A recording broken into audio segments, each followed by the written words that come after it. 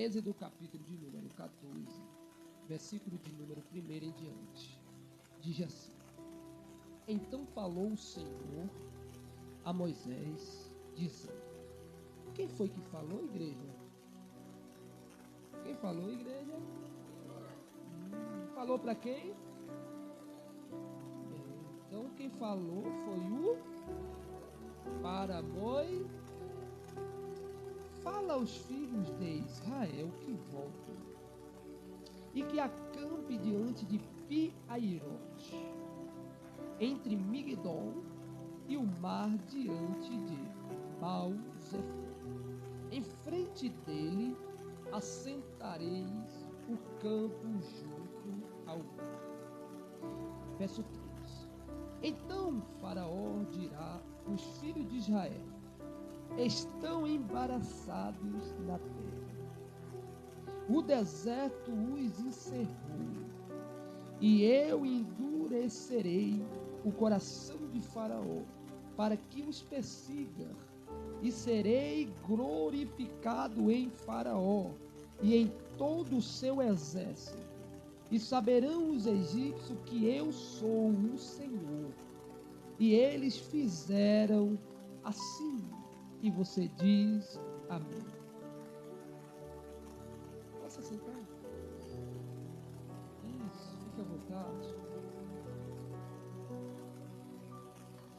Observe que a palavra final que nós lemos, no versículo de número 4, lemos no capítulo 14 de Êxodo, do 1 ao 4. E no versículo de número 4, termina assim: e eles fizeram assim. Se eu lesse apenas essa parte, já era o suficiente para essa mensagem. Porque aqui está sendo falado, está sendo escrito e para nós revelado que o povo fizeram assim. Assim como Deus ordenou. Então o povo não teimou, como diz a minha termina. O povo não debateu, não revidou. O povo não murmurou. Como, pastor Marciano? Querendo fazer aquilo que Deus mandou. Observe que quando muitos pregadores pregam sobre a passagem do mar, eu não posso falar vermelho porque não está vermelho, mas o povo fala vermelho porque eu não sei. Não fale, todo mundo vai falando. Mas observe que quando falamos dessa travessia do povo de Deus a pés enxutos pelo mar, é sabido que os pregadores, e não é errado eles falarem isso porque está na Bíblia, eles lembram sempre a parte que o povo de Deus murmurou, dizendo: porventura Moisés falta nos túmulos lá no Egito para morrer aqui no deserto. Essa é a parte principal que muitos e muitos leitores e intérpretes e também pregadores, expositores da palavra lembram. A parte que o povo de Deus murmuraram. Mas ninguém lembra da parte aonde o povo está saindo de um país de cativeiro. Ninguém lembra da parte que o povo está saindo de um país de opressão, indo-se para uma terra prometida, para um lugar de liberdade. E quando está prestes a chegar, quando está prestes a prosseguir para a terra prometida, a palavra de Deus é: diga aos filhos de Israel que volte. O primeiro ponto para se murmurar era aqui, porque o povo já estava seguindo o caminho da liberdade. O povo já estava com a visão, a mentalidade na liberdade. Aí quando o povo já está todo mundo empolgado naquela empolgação, Moisés chega e diz: ó povo, oi, volte.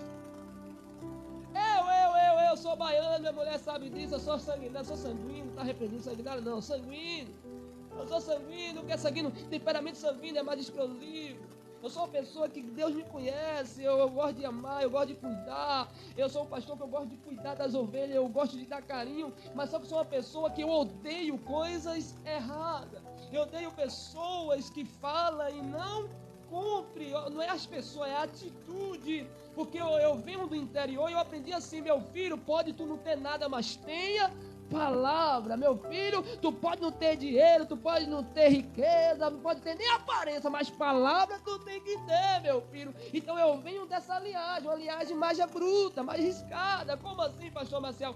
É sim ou não? Eu venho dessa linhagem. Então, quando alguém marca algo comigo e não cumpre, eu não gosto, porque eu venho dessa crença. E eu sou bem sanguinário nesse sentido, bem sanguíneo nesse sentido. Se eu falar que eu vou chegar às 7 horas, 7 horas. Se eu falar que eu vou, eu vou. Se eu falar que eu não vou faltar, eu não vou faltar, porque eu aprendi assim. Agora eu, pastor Maciel, se Moisés chega e diz: olha, hoje vós vão entrar na terra prometida, vós vão sair desse lugar de opressão. Aí de repente, quando eu estou naquela empolgação, quando eu estou naquela alegria, opa, a gente está indo embora do Egito, aí chega o líder e diz: vamos voltar. Oi, como que é? Eu, Marcel, vai para onde, mas voltar para lá? Volto mais não, meu filho, volto não.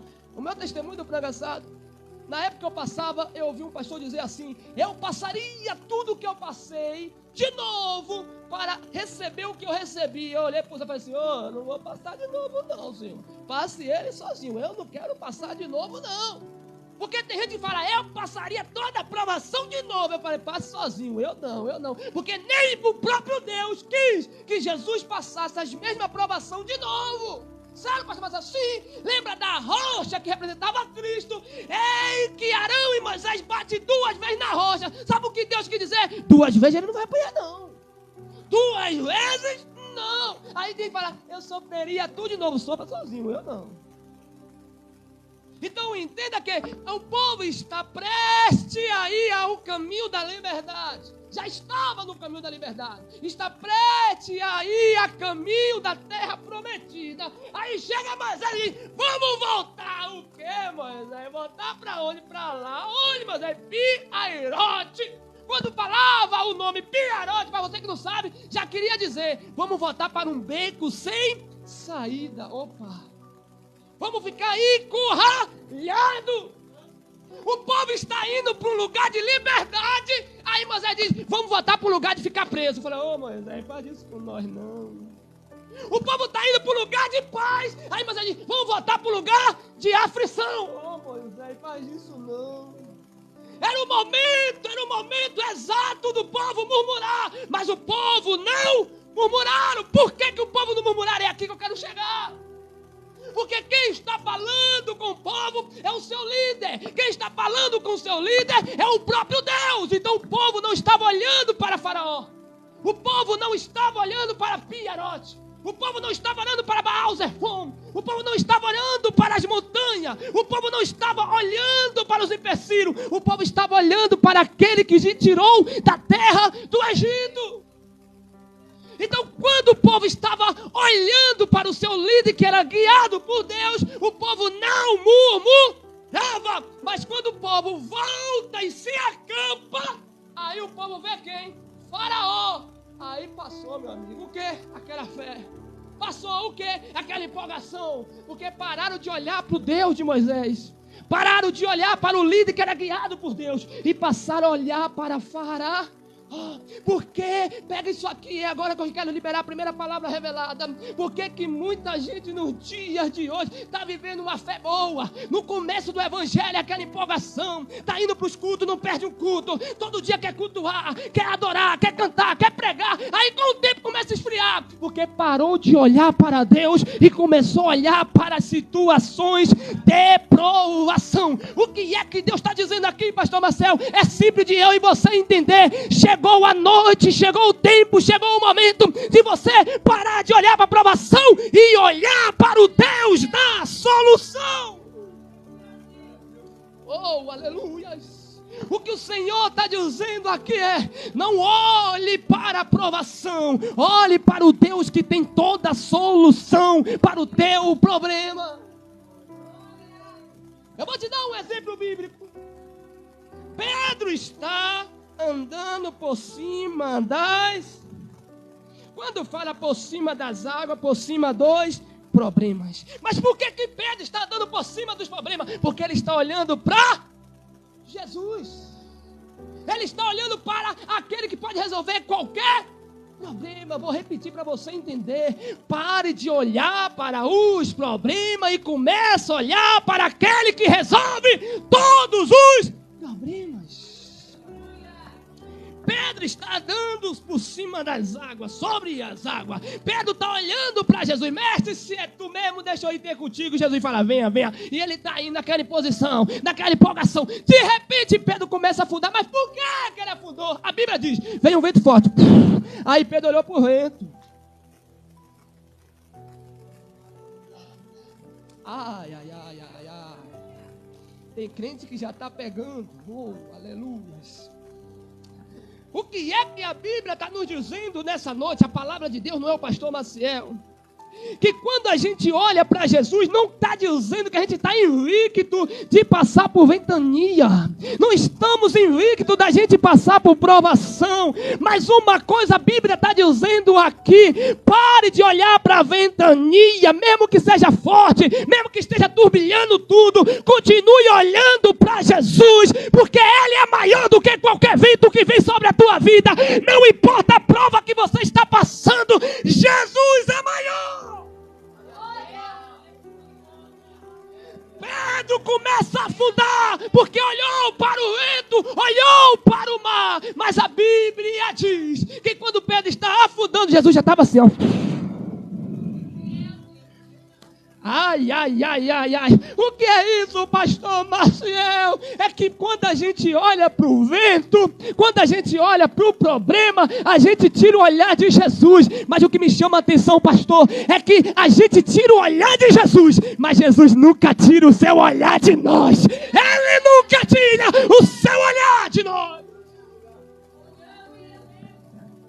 O que Deus está dizendo aqui, missionária Kátia, é que muitas das vezes a gente olhou somente para os problemas, somente para a luta, mas graças a Deus, Jesus nunca deixou de olhar para nós. Ele nunca deixou de olhar para nós e nos levantar. Ok. Aí, voltamos agora para o povo de Israel. O povo volta. Pelo simples fato, não estava olhando ainda para Faraó nem para os problemas. Estava olhando para Moisés, o seu líder, para o Deus de Moisés. Mas o povo volta. Aí a Bíblia nos fala que o povo está agora num beco sem saída. Na frente é mar. De um lado Pinharote, do outro Baal-Zefon. E atrás, Faraó e os seus soldados, tudo demoniado. Era o Satanás indo atrás dele. Em pessoa, era o Satanás, aquele Faraó era o Satanás, meu amigo. Aí, a Bíblia nos diz que agora o povo parou de olhar, como eu acabei de dizer, para Moisés e para Deus, e começou a olhar somente para Faraó. O que era oração passou a ser murmuração. Quando você vê o Senhor respondendo para Moisés: Moisés, por que clamas a mim, Moisés? O que Deus está dizendo é: vocês não estão clamando, Senhor, faz alguma coisa. Não, vocês estão murmurando. Porque vocês estão colocando o Faraó como se ele fosse mais forte do que eu. Vocês estão colocando o Faraó como se o poder dele fosse maior do que o meu poder. E quantas das vezes, varão, nós faz isso? Colocamos a nossa luta acima de Deus, maior do que Deus. O que é que Deus está dizendo aqui, pastor Maciel? Nenhuma luta que eu e você passa é maior do que o nosso Deus. Nenhuma é maior. Mas pastor Maciel, está tão difícil, pastor Maciel. Tu não sabe o que eu passo. E quem disse que eu preciso saber, meu amigo? Somente Ele. Entrega tudo na mão dEle. Entrega tudo na mão dEle. Eu preciso entrar no texto, mas eu preciso falar o que Deus manda falar. Dentro da Bíblia. Escute. O homem chamado Davi. Qual é o nome do homem? Um homem chamado Davi. A Bíblia diz que Davi, quando vai lutar com o tal do Golias, que nem de gigante ele chama, viu? O tal do Golias, a Bíblia diz: olha, já matei urso, já matei leão, opa, mais de um. Mas ele nunca tinha matado um gigante. Ele nunca tinha matado um soldado de guerra. Aí a Bíblia diz que Davi não fica: rapaz, não é que esse camarada é grande mesmo? Não, leia o contexto e você vai entender que o que está escrito é assim: olha, quem matar esse filisteu vai ser muito rico, casar com a filha do rei e não vai pagar imposto da viúva. Opa! Eu tenho uma promessa impossível de ser realizada. Por minha ótica e por ótica humana é impossível. A não ser se morrer todos os filhos do rei e eu casar com uma das filhas do rei. E aí, meu amigo, o rei vai ser eu, Davi. Opa, eu não quero saber de não pagar imposto, também não quero saber de ser rico. Eu quero saber da minha promessa ser realizada. O foco de Davi não era não pagar imposto, ter mordomia. O foco de Davi, varoa, não era ser muito rico, bem material. O foco de Davi, quando lutou com o gigante Golias, era a promessa de Deus ser realizada. O que é que Deus está dizendo? Se preocupe com a promessa, que as demais coisas Deus se preocupa com você. Qual é a promessa que Deus fez para você? É ser rico? Não, rapaz. A promessa de Deus para mim e para a tua vida é: muito em breve vós estará comigo no céu. Muito em breve vós estará comigo no paraíso.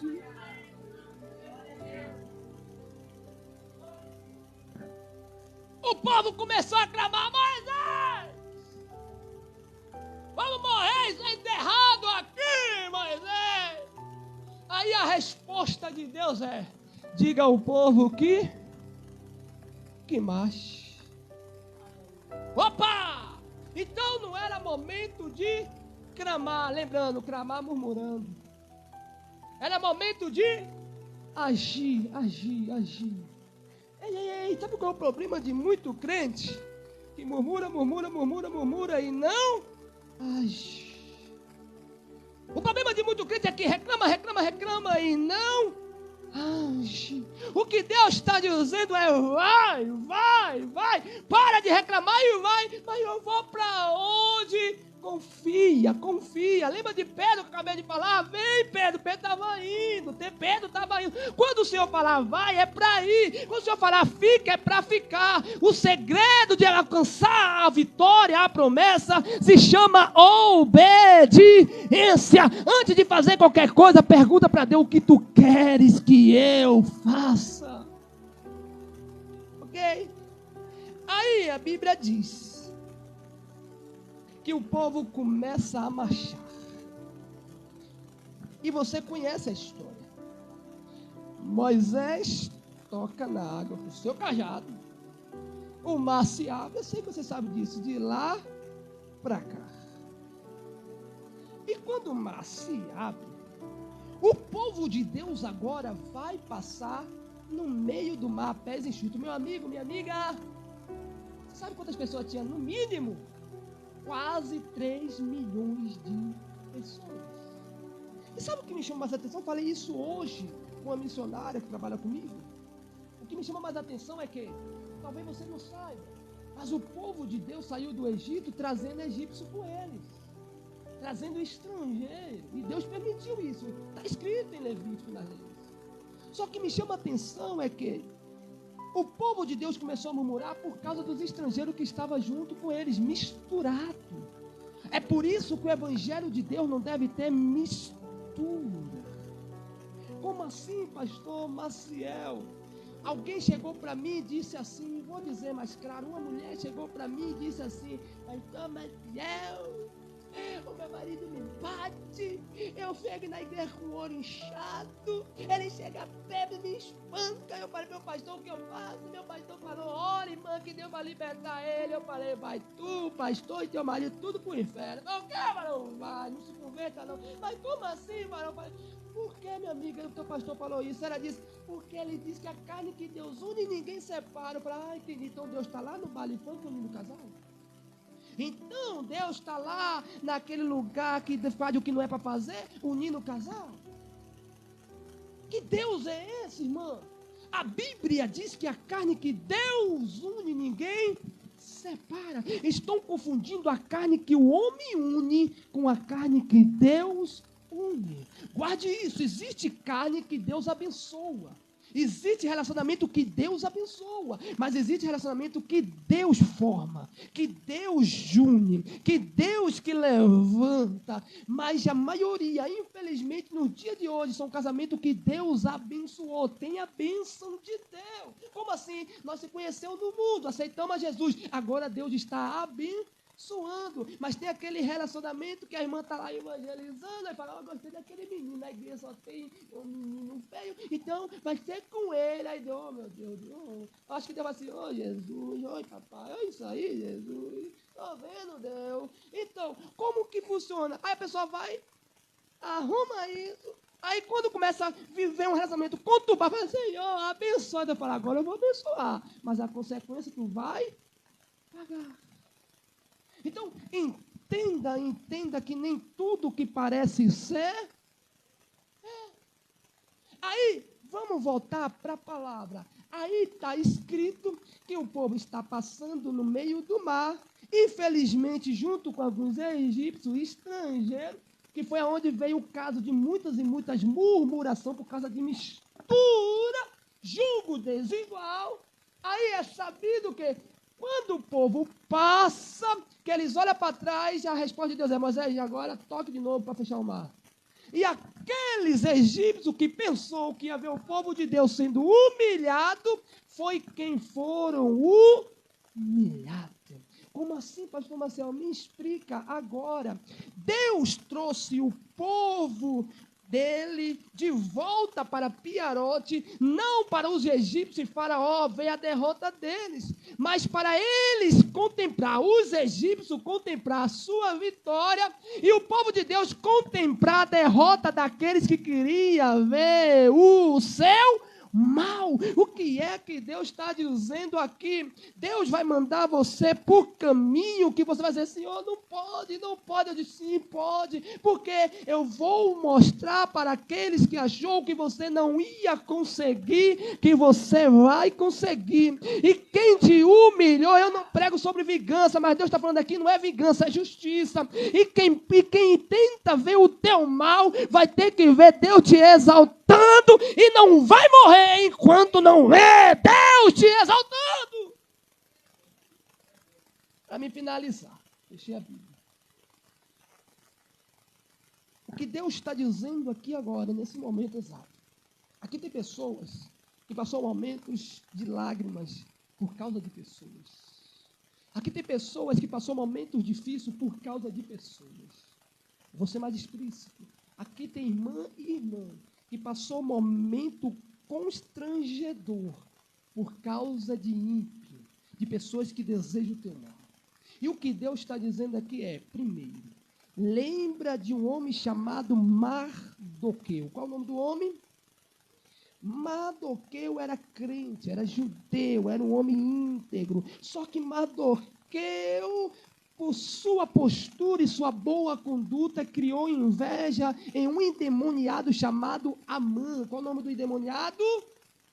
Amã prepara uma forca para Mardoqueu.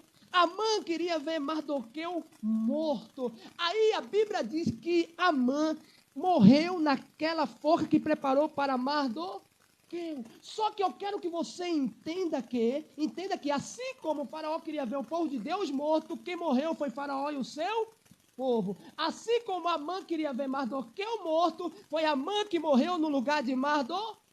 Só que Amã não morreu enquanto ele não saiu pelas ruas da Babilônia, andando e empurrando o cavalo com quem? Com Mardoqueu em cima, e ele gritando, viva o homem em quem o rei se agrada. O que é isso, pastor Marcel? Amã só morreu depois que Deus exaltou Mardoqueu. O que Deus está dizendo é, muitas pessoas têm uma inveja tão grande de você, muitas pessoas têm uma ira tão grande de você, até mesmo sem te conhecer. Tem pessoas que fazem de tudo para ver você lá embaixo. Tem pessoas que o sonho dela é ver você oprimida, caído. Mas o que Deus está dizendo aqui é, essa pessoa não vai morrer enquanto não vê eu te exaltando. Não vai.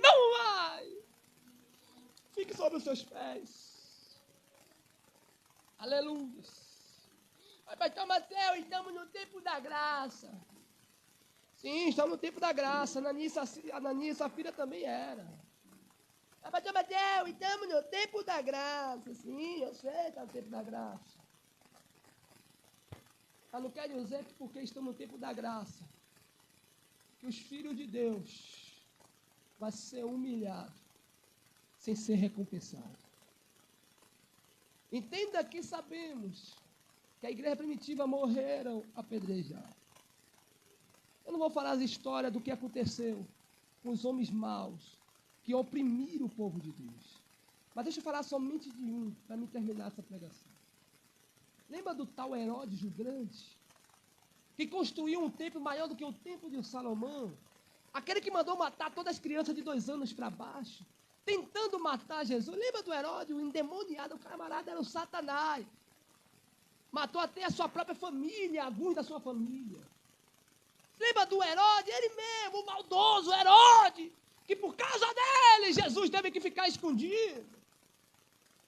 Historiadores nos contam que esse Herodes que fez tanta maldade, a morte dele foi tão insuportável, que nem os seus funcionários aguentavam ficar perto dele. Morreu podre, seu nariz caiu, pegou uma podridão no corpo, um cheiro insuportável, uma doença pior do que a doença de Jó. Eu estou te dizendo que a doença do Herodes do mal foi pior do que a doença de Jó. Aí você diz, estamos no tempo da graça, Herodes fez muita maldade, mas não vai pagar. Pagou! Ele pagou. A gente sabe que tem muitas pessoas que fazem maldade nos dias de hoje. Não é de hoje não, gente, é de lá atrás. Mas se você for pesquisar a história de grandes homens mal, as mortes deles foram piores do que as maldades que ele fez. Lembra de Pablo Emílio Escobar Gaviria? Eu não vou falar por respeito e por ética, mas o homem que foi considerado o mais rico do mundo, morreu depressivo, com depressão, viveu uma vida miserável que não desejava nem para os seus piores inimigos, mas fez tanta maldade, achava que não ia pagar, mas pagou.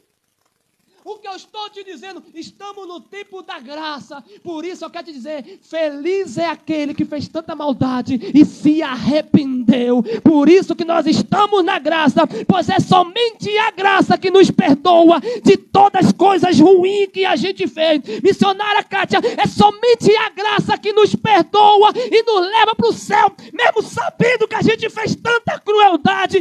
Feliz é eu e você que estamos debaixo dessa graça, porque aquele que não estão debaixo da graça vai pagar um preço alto.